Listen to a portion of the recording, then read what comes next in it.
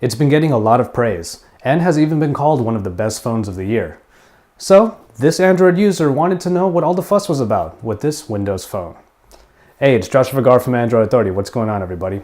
And this is the Nokia Lumia 928. Do you remember back in the day when Nokia phones were considered virtually indestructible? Their build quality was second to none, and nowadays we have a lot of nostalgic jokes about it. Well, it's been a long time since I've even held a Nokia phone, and I have to say, Nokia still got it. Although this entire device is made up of a glossy plastic, it immediately feels very sturdy in the hand. There's a very high build quality here that is alluded to by the rigid corners and almost completely flat profile. It's not a heavy phone by any means, but it does have a certain heft, and because of the 4.5-inch screen, it is quite easy to handle in just one hand. The front is made up of that screen, front-facing camera, and the capacitive keys at the bottom. Coming around the back is a white body with just one black slit down the middle. This is the Carl Zeiss powered camera next to the Xenon flash, and the speaker grill is on the bottom. The micro USB port and SIM card slot are located up top, while all of the buttons are on the right. These are, from top to bottom, the volume rockers, power button, and finally the two-stage dedicated camera button. Altogether, this is a pretty thick device, which helps with the handling though. All in all, it's an attractive device that is as nice in the hand as it is on the eyes. Okay, quick story. While I probably won't be doing a dedicated drop test for the Lumia 928, I will say that this device has actually been dropped. Unfortunately, it was from a table height, it did land on concrete, and it landed on the two corners right here. But I'm happy to say that all those jokes we make about Nokia phones do actually hold up, because instead of any real damage happening to the phone, you only got a couple of scratches on the actual corners. Sometimes when you drop a phone on its corner, the entire screen might end up shattering, but in this case, it's just a couple of scratches, a couple of scuffs that you can't even see unless you make the effort to look. So, kudos to you, Nokia, for making a pretty sturdy phone. If you follow smartphone trends, the first difference you might notice about the Lumia 928 is the fact that it doesn't have a 5-inch screen. While some might have gotten used to larger screens on smartphones by now, the lack of one really shouldn't take away from the Lumia.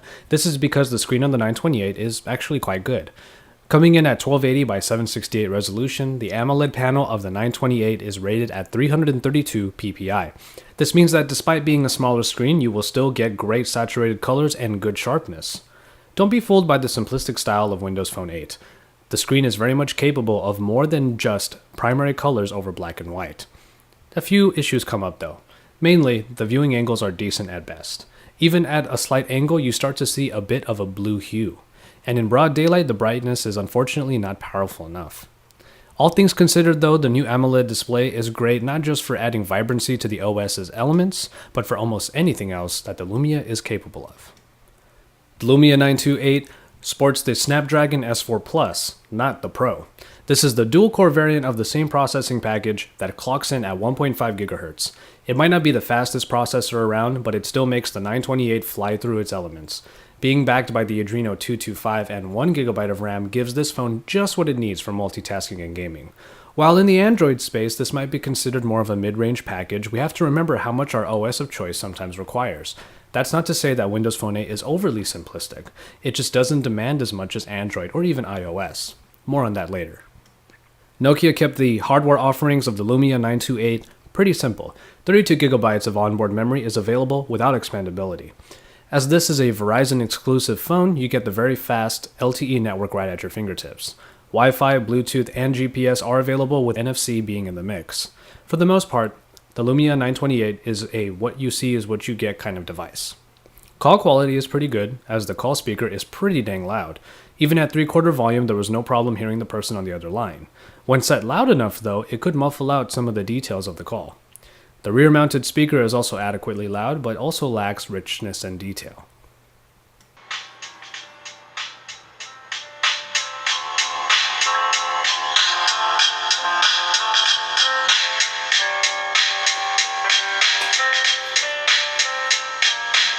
Battery life of the Lumia 928 is backed by a 2000 mAh unremovable unit, and goes for a very decent amount of time.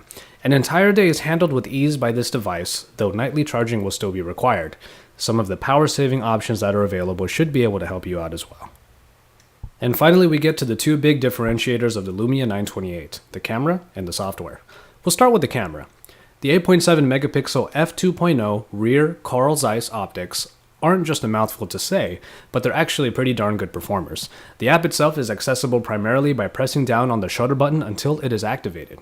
This can be done at any time, even when the phone is locked. The app is pretty standard. Although it does allow you to adjust ISO and exposure, extra modes are only available through downloaded add-ons, or so-called lenses. Carl Zeiss, 2.0 aperture, and Pure View stabilization all do their job to make the quality of the pictures very good. It is certainly good for portrait shots. Happy graduation, my friends. The aperture brings depth of field, while the Carl Zeiss optics bring vibrancy and detail. Finally, Pure View brings low light performance. Everything from broad daylight to indoor lighting will look pretty great, while lower light shots can definitely benefit from the xenon flash. This is a nifty little camera that makes the best of a myriad of features added in to ultimately create good pictures. And finally, the software.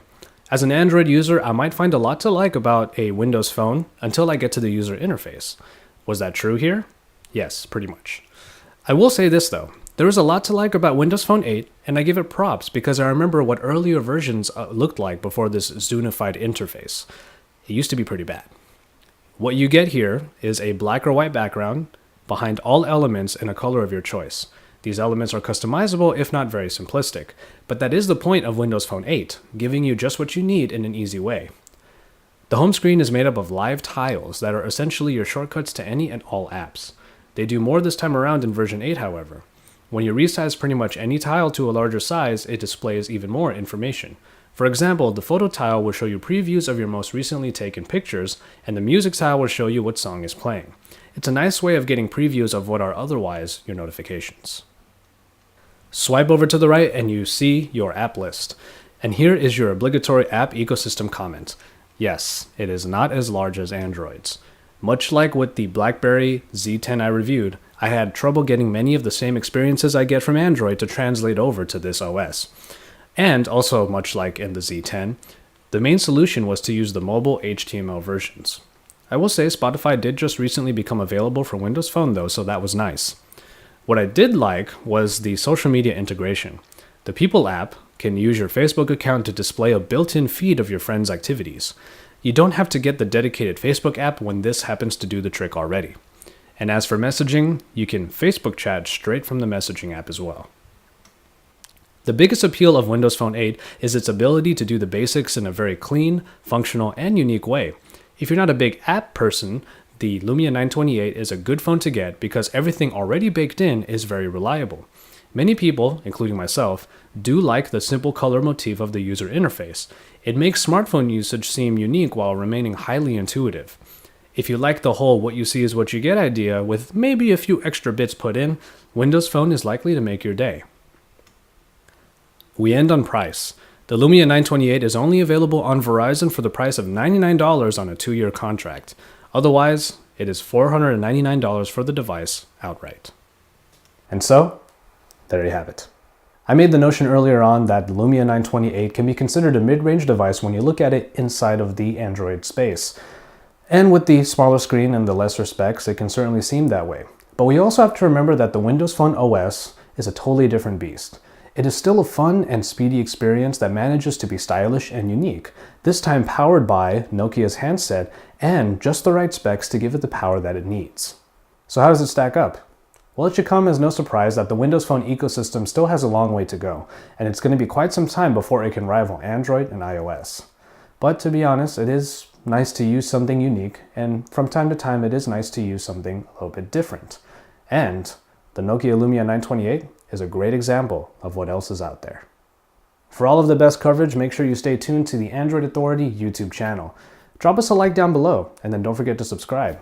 And once you're done with all that, jump on over to androidauthority.com because we're your source for all things Android.